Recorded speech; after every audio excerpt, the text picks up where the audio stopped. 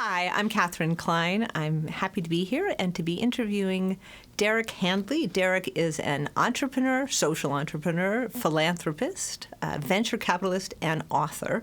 And we have a tremendous amount to talk about, so welcome. Thanks for having me. Great to have you here. So you were, just a quick summary of some of the highlights. You co-founded Hyperfactory. You were the founding CEO of the B Team.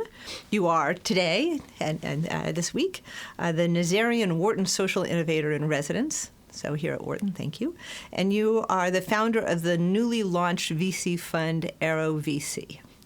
Great. So we have a lot that I'd love to talk to you about. And the three subjects that I highlight, they're all big. We could spend a lot of time. I think are purpose, impact investing venture capital, and leadership.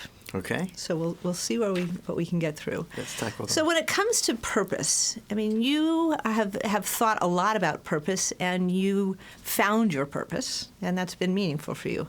How did you find your purpose as a business person?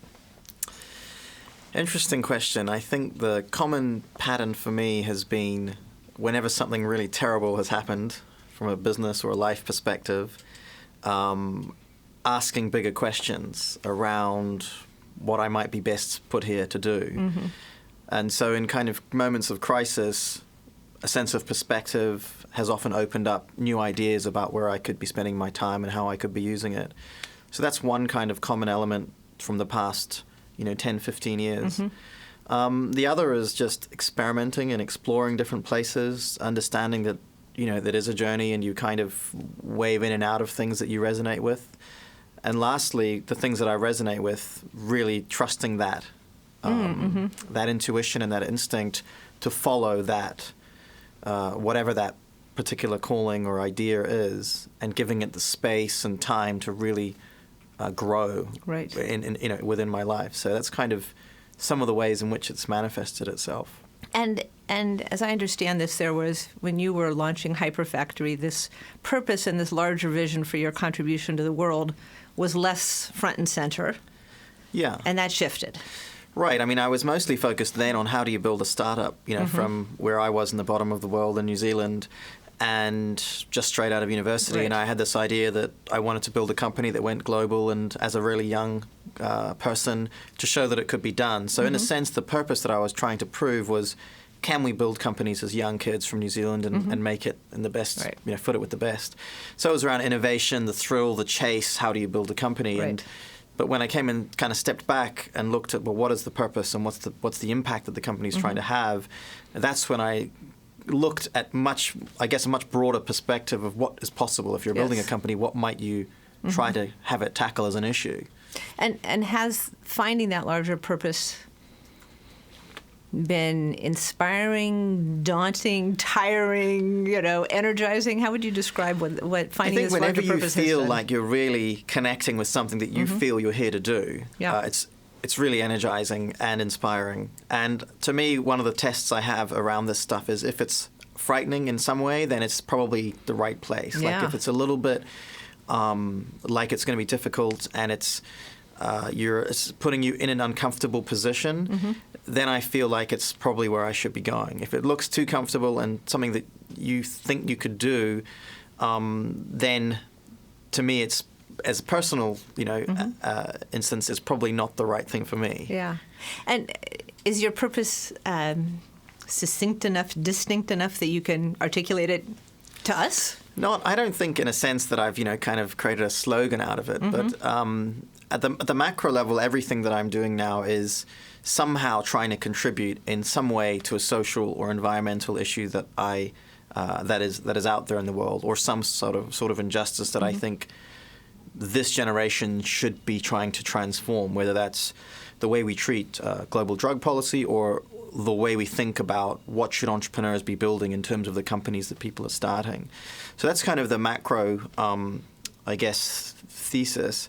On an individual basis, it's about helping and trying to empower and build confidence in every single person to pursue the truth that's inside of them as to what they should really be doing with their life. I've met too many people who make a lot of compromises and don't pursue the things they knew or know are actually where their dreams lie for an enormous number of reasons that they have created that make it very difficult for them, whether it's about the courage or the confidence or practical reasons like, I couldn't possibly do that, or it's not really my thing to make these changes. And part of the mission we're on is helping all sorts of people realize the things that they really want to do in the world. And that, investing in entrepreneurs who are trying to create significant change is one expression of that. So before we dig into investing in entrepreneurs and who want to make a difference in the world, any advice to people who may be listening and watching and thinking, yeah, I want to find my purpose. What the heck is my purpose? Or I don't have time to find my purpose. Well, the biggest advice I have in this whole space is taking a significant amount of time to reflect and think about these kinds of questions in the course of your ordinary week or month. I think we're in a world where people operate in a whirlwind, battling with an inbox for their whole day. It seems like it start and ends a blur, and then you go home and you kind of just want to, get some relief. But for me, the thing that's always worked is carving out several hours a week to think about the longer term, the bigger picture, and always questioning, is this where I feel like I'm making the biggest difference? Is this where I feel like my strengths are being brought to bear? And if the answers are not positive for enough days in a row, then you have to make changes. And so creating that space is what I think a lot of people struggle with, because they think they've just got way too much to do. Right. But actually, if you're doing all this stuff and 3 or 5 or 7 years later and you look back at it and it doesn't mean anything to you, then actually it's far worse than taking time out now to recalibrate and constantly kind of challenge yourself as to whether you're being courageous enough to really do the things that in your heart are the things that you should be doing. Yeah. So you've channeled your business expertise and your love of entrepreneurship and your sense of purpose into a new venture capital fund launching today, Arrow VC. So what is Arrow VC? So Arrow is a new initiative that we've been building over the last 15 months. It is spun out of a charitable foundation of mine in New Zealand called the Era Foundation, Era being the word that describes our era, the things that we should be challenging and tackling in our time. We should probably spell that. It's AERA. Yeah, it's the Latin root. And I looked at the early stage venture space around the world and saw that there was definitely a need for more early stage capital and support for companies and founders who are trying to address a particular social or environmental issue that they felt really strongly about, and they had chosen to build a venture-backed company to do that. So we're looking at companies from all around the world, and in the last year have backed them from New Zealand, Australia, Hong Kong, New York, and trying to create a community of those founders, but also a community of families from around the world that want to invest in those companies. So it's a twofold community building that we're kind of embarking on. Right. So you've talked a little bit about VC and the need for VC in this space. Can you describe more about the companies that pass through your screen, that get all the way to this could be an interesting and important investment? Well, the first thing is the core mission has to be something to address a social or environmental challenge that the founder has stumbled across or has been living in for a long time. That's the first, kind of test. We have developed for Era a concept called the Era Terms, which is like a social term sheet, which has basically 3 elements. One, the commitment from the founder to build into their DNA as an organization their purpose as being around this particular social issue. The second being that they are willing to try as hard as they can to create at least one metric to measure what the progress is they're making against the issue. And the third is that they are building in some way to, should they succeed and exit and develop a successful company, that there is some ring-fenced equity that they will pay forward to a nonprofit or an impact investing unit or something like that. So that's kind of how we first look at the social mission. Then we look at things in the same way that you'd look at an early stage company. So what's the product? What's unique about it? What's the market? What's disruptive about what they're trying to do? And essentially, the most important thing is always what's the founder and the team look like, and are they going to be able to deliver, on the vision that they have. So I'm intrigued by this concept of the Era Terms, right? That it's been important to you that these terms be explicit. and you mentioned, right, this kind of deep purpose that's part of the DNA, metrics to measure it, and then paying it forward upon exit. Why is it important to make those as explicit as a term sheet? For us, it's a way of, it's almost like a litmus test. If people are buy into that, then we're on the same page. We're on the same adventure together. That's what we believe. The entrepreneur and Arab believe the same thing, that this is why you should build companies, and that there is some robustness in the level of rigor around, well, you're trying to change something in society. Well, how are you going to measure it? Because if you're trying to build a business, you measure your traditional metrics, revenue, margin, whatever it might be, cash burn. Well, if you're trying to solve a problem in education or health, you need to put your mind also to how you might measure it. And sometimes that's very difficult, but at least if you put your mind to it, I think it helps the founders get some clarity as to at least coming up with some possible way of figuring out whether they're making a dent in the problem they're trying to address. So that's kind of just a way for us to structure some rigor around making sure a few boxes are checked before we then go into and have a look at how transformative or what kind of potential the company might have. And earlier when we were talking about these companies earlier today, you used the term hybrid capital. So I think hybrid organization may be a more familiar term, meaning an organization, a company that may have a for-profit mission and a social mission, and that's kind of a hybrid, at least more familiar to folks I know, scholars of management for sure. This hybrid capital, what is hybrid capital, and why have you found that important? Well, the way I think of it is, a hybrid being the capital coming from both for-profit sources and also from philanthropic sources. It's not a prerequisite when we look at a company, but we think there's this interesting time at the moment where nonprofits and foundations are willing to invest or grant to for-profit companies if they believe that that organization is doing an amazing job at addressing the issue that they care about. And they don't worry that it's not a non-profit. So this is happening more and more. So if we look at a company and they're getting non-profit foundation grants, to us it indicates they're doing a very good job on trying to tackle this mission. Right. Because some third party has endorsed it in a way that an investor wouldn't be looking at it. The ideal for us is that a venture capitalist who doesn't really care about the social issue also thinks they will consider investing because from their lens, the things that they're trying to check off are being checked off. And if those two things can happen, which is rare, but a couple of the companies we have that, then it means you're satisfying these kind of two ends of the spectrum. And by blending that capital, you're essentially creating a stack of different ways in which the company can grow and scale. And to us, it's really exciting to find those investments because the grant capital is non-dilutive. So as an investor, it becomes you get leverage out of it. And the more companies we find like that in the early stages, the more we can get leverage from our early stage investments. Right. It's very interesting because you have philanthropists and investors, to use the traditional terms, applying different criteria. Exactly. Right, and seeing in this company something that they both value. Exactly. Yeah, right. I get that. That's to us as the sweet spot. Yeah, exactly. So the last thing I wanted to discuss with you is leadership. You've been a leader. You've worked for it as part of the B team, the first CEO of the B team, and you can talk a little bit about the B team. You've seen a lot of extraordinary leaders, and now, of course, you're investing in leaders.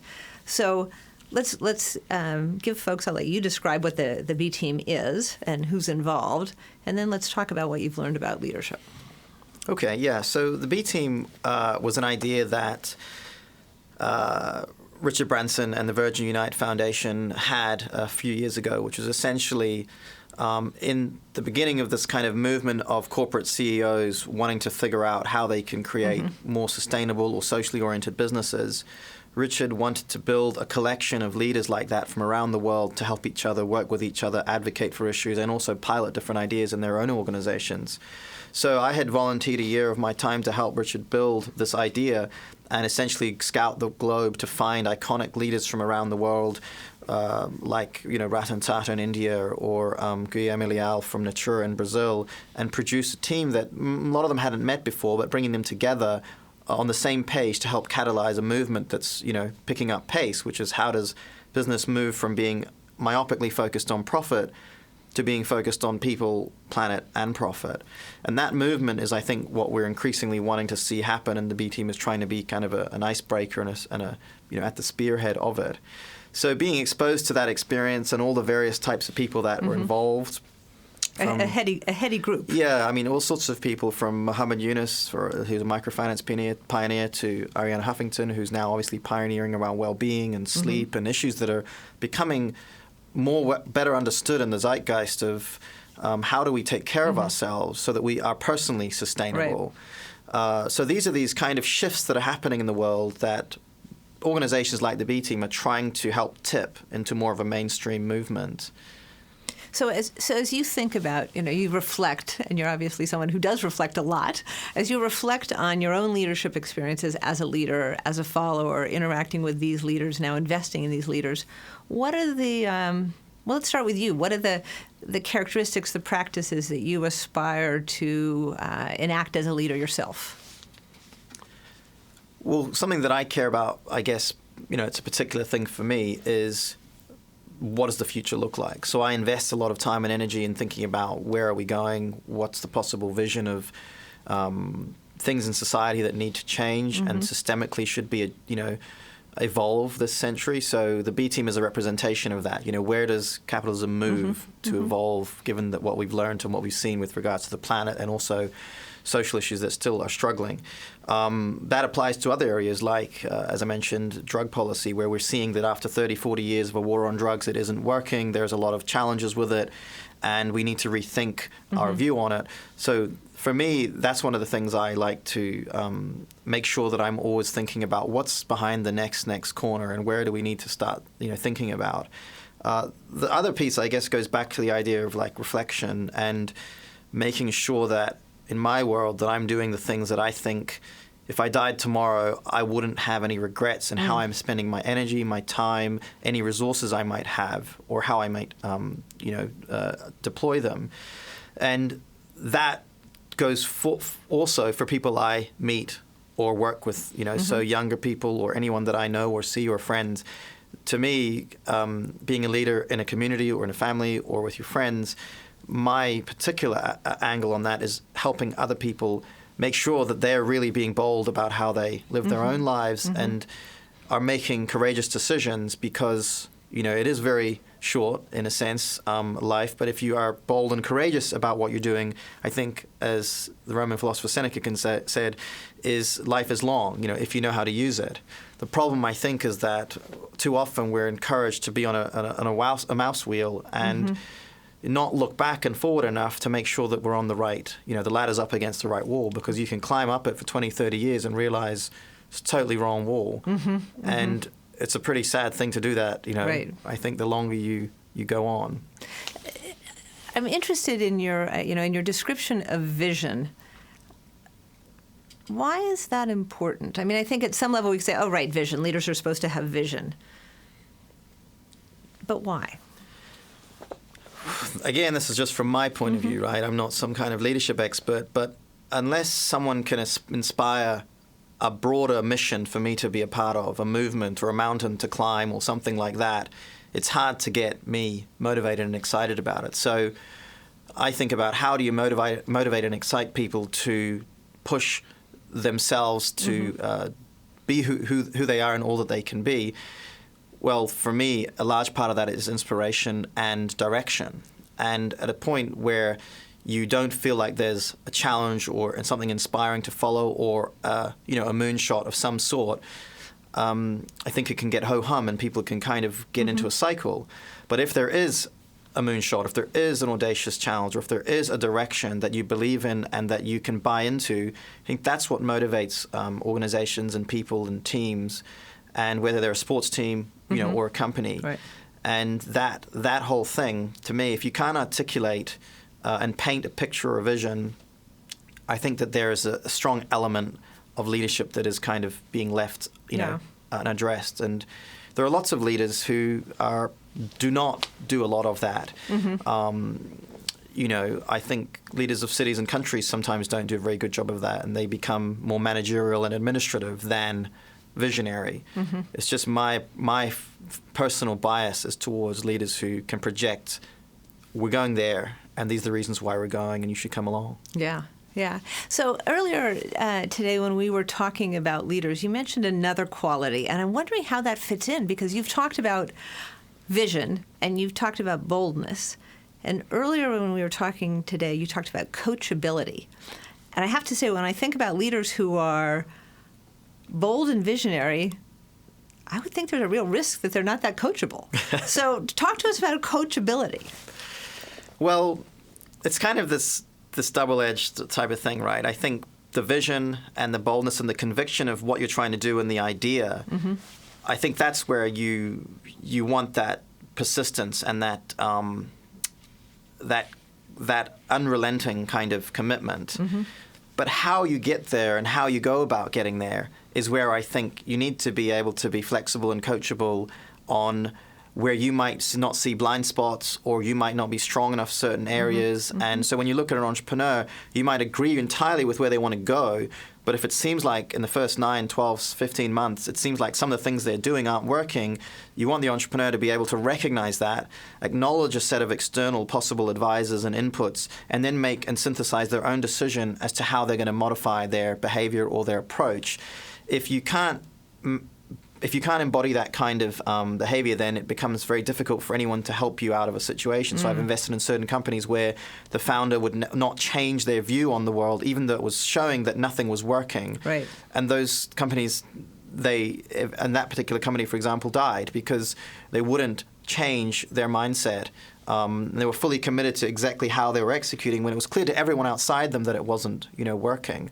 So that's just the kind of an element that I think I think everyone should have that, that ability to make sure that, when you're 60, 70, 80, 90, you should always be able to have, as we were speaking about earlier, a beginner's mind, because then you can never be accused of being stuck in your old ways, and you can never find yourself in a situation where you're isolating your perspective on something and that the whole world has totally shifted. And because people say, oh, I'm too old to learn new things, or I'm too old to change my ways. And to me, that's the antithesis of what life is about. It's a constant organic evolution. And the moment you think you've got into a point where you're too old or you know too much, I think that's when a lot of the beauty of life is kind of lost. And to me, the biggest challenge, I guess, of living would be to constantly have, or try to have, a beginner's mind. Yeah, great. Thank you so much for being with us, Derek Handley. Thank you. You're welcome.